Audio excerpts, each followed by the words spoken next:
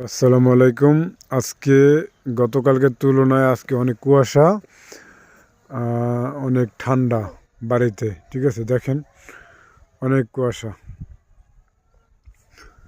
কুয়াশার লিগা কোনো কিছু দেখা যায় না, প্রচুর কুয়াশা। আজকে অনেক কুয়াশা। এই কুয়াশার ভিতরে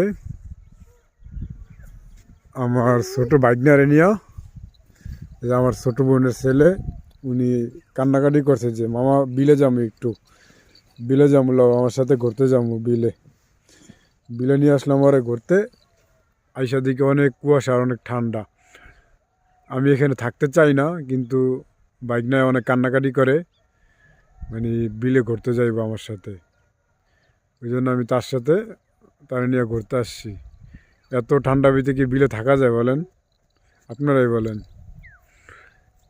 কি করব, ছোট মানুষ বায়না ধরছে। বাচ্চারা যখন বাবা মার কাছে বায়না ধরে, তখন আসলে সে যত কষ্টই হোক, সে যত কষ্টই হোক কেন না কেন, ওই আবদারটা আসলে মাইনে নিতে হয়, পরিস্থিতি শিকার। ওরকমই উনি আমার বাচ্চা না হইলেও তো আমার ছোটো বোনের ছেলে, তাই না? আমার বাইক না, মানে ছেলের মতো নেই। এখন ওনারা নিয়ে আমি ঘুরতে আসছি।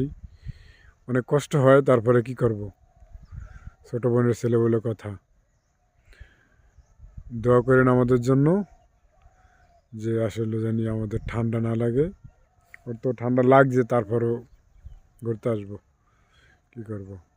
আসসালামু আলাইকুম, ভালো থাকবেন, খোদা হাফেজ।